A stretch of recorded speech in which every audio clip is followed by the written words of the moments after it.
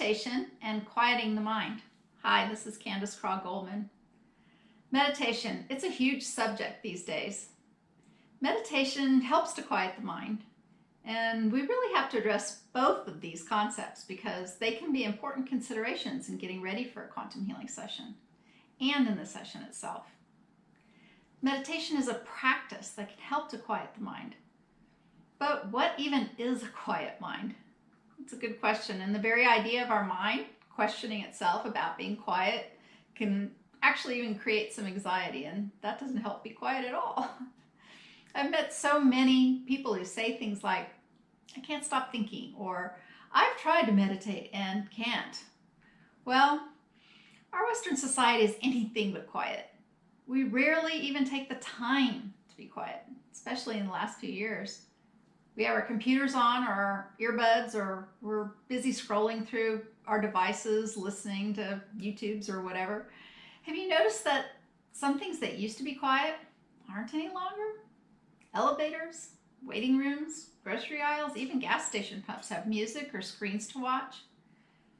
Music is playing, televisions are everywhere, there's just noise, noise, noise, and almost any way we turn. Society itself is noisy, and our minds absorb and then reflect this noise, and we get locked into thinking that this is normal, because most of us are rarely quiet. Even when our days are winding down, many of us spend more time with our devices and still not being quiet, even as we're heading to sleep. So asking some of us to get quiet for a session really is pretty difficult. So let's start with some very basic concepts.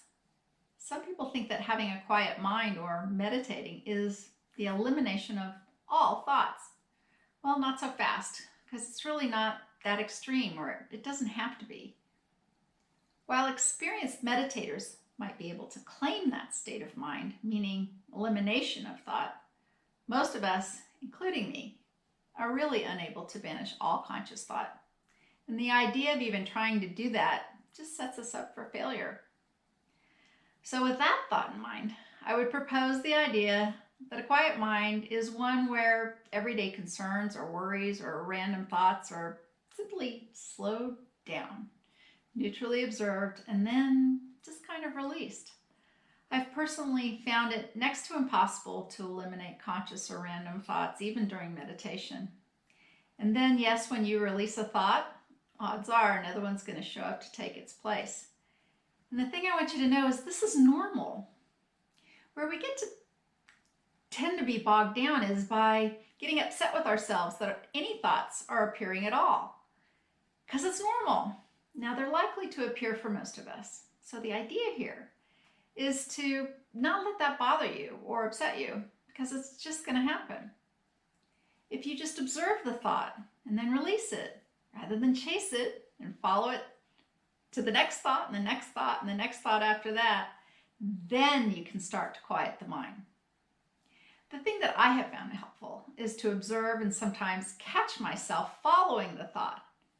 And I simply say to myself, that's okay, be still again, and start over, and the cycle repeats. And look, sometimes the cycle repeats several times, even in one meditation session of just a few minutes.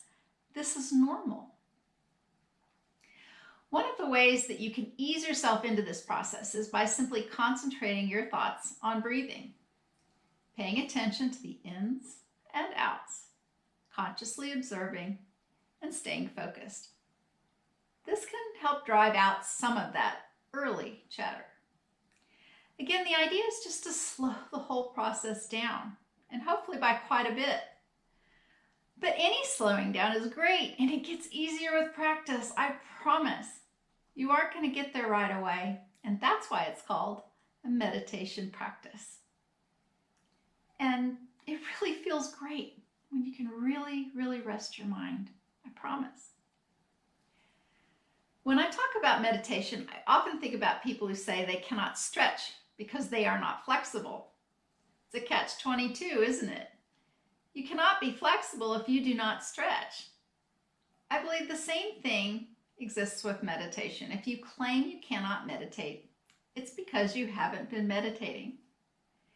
You might want to try this little idea during meditation practice. When you have a thought, just put it in a bubble and let that bubble float away, dissipate. Just kind of watch it go. Watch the bubble float off. Now, it's okay if a new thought comes up and you have to put it in a bubble too, and you need to start over. That's okay. The idea of a meditative practice is to move towards having fewer thoughts, fewer bubbles, and just slowing down the whole process. It does get easier. So even listening to someone's voice in a guided visualization or meditation can help quiet the mind. The goal here is not so much attempting to master meditation. It's just more about slowing down your mind. Any way that you can do this is helpful. You do not need to become a meditation master.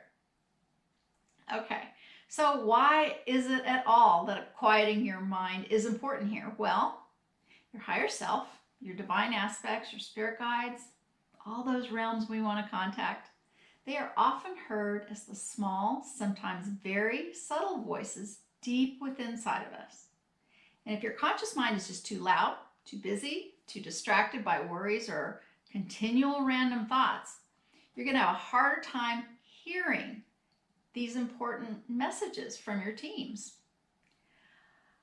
A mind that has some practice being quiet tends to be able to hear more than one that's noisy and distracted and is always racing around.